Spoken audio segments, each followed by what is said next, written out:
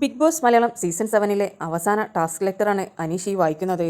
Task ഇങ്ങനെയായിരുന്നു: ഈ B ഹൗസിലെ പല പ്രോപ്പർട്ടികളോടും നിങ്ങൾക്ക് ഒരു പ്രത്യേക അറ്റാച്ച്മെൻറ്റ് ഉണ്ടായിട്ടുണ്ടാകും. അതിൽ നിങ്ങൾക്ക് ബി ഹൗസിൽ നിന്ന് പോകുമ്പോൾ കൊണ്ടുപോകേണ്ട ഒരു പ്രോപ്പർട്ടിയെ പറയുവാനാണ് പറഞ്ഞിരിക്കുന്നത്. അത് ബി കഴിഞ്ഞാൽ അവർക്ക് കൊടുക്കുമെന്നായിരുന്നു ബിഗ് ബോസ് പറഞ്ഞിരുന്നത്. ഓരോരുത്തരായി അവർക്ക് ആവശ്യമുള്ള പ്രോപ്പർട്ടികൾ പറഞ്ഞു. ആദ്യം അനീഷായിരുന്നു പോയിരുന്നത്. അനീഷ് പറഞ്ഞു അനീഷിന് അവിടെ നിന്ന് നൽകിയ വാട്ടർ ബോട്ടിലാണ് ആവശ്യമെന്നുള്ളത്. ആ ബോട്ടിലിനോട് അനീഷിന് ഒരു പ്രത്യേക അറ്റാച്ച്മെൻറ്റ് ഉണ്ടായിരുന്നു. ആദ്യമായി ആ ബോട്ടിൽ കണ്ടപ്പോൾ തന്നെ അനീഷിന് അത് ഒത്തിരി ഇഷ്ടമായി. അതിൻ്റെ കളർ കോമ്പിനേഷനും റീഗൽ ജ്വല്ലേഴ്സ് എന്ന് എഴുതിയതുമെല്ലാം അനീഷ് അന്നത് തന്നെ നോട്ട് ചെയ്ത് വെച്ചിട്ടുണ്ടായിരുന്നു. പിന്നെ ഡെയിലി ഉപയോഗിക്കുന്ന ഒരു വസ്തു, എന്നും ഇതിൽ നിന്നാണ് വെള്ളം കുടിക്കുന്നത് എന്നെല്ലാം പറഞ്ഞ് അതിൻ്റെ ഓർമ്മകൾ പങ്കുവെക്കുകയായിരുന്നു. അത് കഴിഞ്ഞ് ഷാനവാസിൻ്റെ ഊഴമായിരുന്നു. ഷാനവാസ് പറഞ്ഞു, ഈ ചായ കുടിക്കുന്ന കപ്പ് മാത്രം മതി എനിക്ക്. മറ്റുള്ള ഒരു പ്രോപ്പർട്ടിയോടും ഞാൻ അങ്ങനെ പേഴ്സണൽ അറ്റാച്ച്മെൻ്റ് ഒന്നും വെച്ചിട്ടില്ല. അതുകൊണ്ട് ഇത് ഷോക്കേസിൽ വെക്കുവാനുള്ള പെർമിഷൻ മാത്രം എനിക്ക് നൽകിയാൽ മതിയെന്ന്.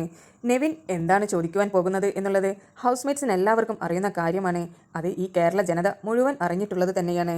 നെവിന് ആ കാലൊടിഞ്ഞ തത്തമ്മ മാത്രം മതി. കപ്പ് കിട്ടിയിട്ടില്ലെങ്കിലും ആ തത്തമ്മ മാത്രം മതി എന്നായിരുന്നു നെവിൻ്റെ ആഗ്രഹം. നെവിൻ്റെ പക്കലിൽ നിന്ന് തന്നെയാണ് അതിൻ്റെ കാലൊടിഞ്ഞിട്ടുള്ളത്. അതിനുശേഷം തൊട്ട് ആ തത്തമ്മയോട് വളരെ കൂട്ടായിരുന്നു നെവിൻ. നെവിൻ്റെ സങ്കടങ്ങളും സന്തോഷങ്ങളുമെല്ലാം നെവിൻ അതിനോട് പങ്കുവെക്കാറുണ്ട്. നെവിൻ അതിനെ ഒരു സ്ത്രീയായിട്ടാണ് കാണുന്നത്. ഇവൾ എന്ന് പറഞ്ഞുകൊണ്ടാണ് നെവിൻ സംസാരിച്ചു കൊണ്ടിരുന്നത്. നെവിൻ പിന്നെ അതിനെക്കുറിച്ച് ഒരു കോമഡി പാട്ടും പാടിയിട്ടുണ്ടായിരുന്നു. അത് കഴിഞ്ഞതിന് ശേഷം നൂറയുടെ ചാൻസ് ആയിരുന്നു. നൂറ പോയി മേക്കപ്പ് റൂമിലുണ്ടായിരുന്ന ജിറാഫിനെ എടുത്തു കൊണ്ടുവന്നു. നൂറ ആ ജിറാഫിനോട് ഒരുപാട് തവണ സംസാരിച്ചിട്ടുള്ളത് നമ്മൾ ബി ഹൗസിൽ നിന്ന് എപ്പിസോഡിലും ലൈവിലുമായി കണ്ടു കഴിഞ്ഞ കാര്യങ്ങൾ തന്നെയാണ്. നൂറ പറഞ്ഞു, എനിക്ക് ഈ ജിറാഫിനോട് ഒരു പ്രത്യേക അറ്റാച്ച്മെൻ്റ് ആണ്. ഞാൻ ഇതിന് പേര് പോലും ഇട്ടിട്ടുണ്ട്. ജെഫി എന്നാണ് ഇതിൻ്റെ പേര്. ഇതിനെ ഞാനായിട്ടാണ് കണ്ടിട്ടുള്ളത്. ജിറാഫ് എപ്പോഴും തല ഉയർത്തി നിൽക്കുന്ന ഒരു മൃഗമല്ലേ? അതുകൊണ്ട് തന്നെ ഞാനും എപ്പോഴും തലയുയർത്തി നിൽക്കുന്ന ഒരു വ്യക്തി തന്നെയാണ്.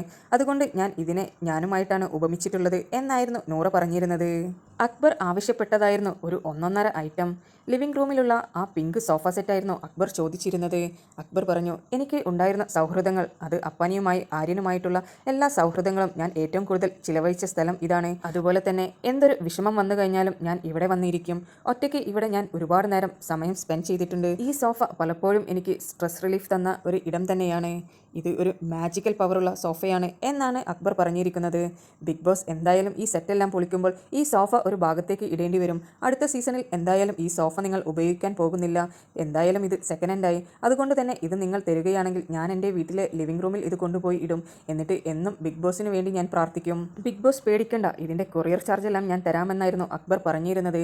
അതിൻ്റെ കൂടെയുള്ള കാല് വെക്കുന്നതും അക്ബർ ആവശ്യപ്പെട്ടു. എന്നിട്ട് പറഞ്ഞു, ഇത് കിട്ടിയിട്ടില്ലെങ്കിലും സോഫയെങ്കിലും എനിക്ക് തന്നാൽ മതിയെന്നായിരുന്നു ബിഗ് ബോസിനോട് അക്ബർ ആവശ്യപ്പെട്ടിരുന്നത്. അടുത്തതായി അനുമോളുടെ ചാൻസ് ആയിരുന്നു. അനുമോൾ നേരെ ബെഡ്റൂമിലേക്ക് പോയി.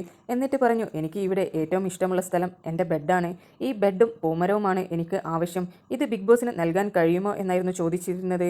എന്നാൽ ഹൗസ്മേറ്റ്സ് പറഞ്ഞു, അതൊരിക്കലും സാധ്യമായിട്ടുള്ള കാര്യമല്ല, നീ വേറെ വല്ലതും ആവശ്യപ്പെട് എന്ന് പറഞ്ഞപ്പോൾ അനുമോൾ സ്ഥിരമായി യൂസ് ചെയ്യുന്ന അനുമോളുടെ ബോട്ടിൽ ആവശ്യപ്പെട്ടിരിക്കുകയാണ്. എന്തായാലും ഇതെല്ലാം ബിഗ് ബോസ് നൽകുമോ ഇല്ലയോ എന്നുള്ളത് അറിയില്ല. ഇതായിരുന്നു ഇന്ന് ഇവർക്ക് മോർണിംഗ് ടാസ്കായി നൽകിയിരിക്കുന്നത്. ഇതോടുകൂടി ബി ഹൗസിലെ എല്ലാ ടാസ്കുകളും അവസാനിപ്പിച്ചിരിക്കുന്നു. ഇന്നിനി ഒരു മിഡ് വീക്ക് എവിക്ഷൻ വരുന്നുണ്ട്.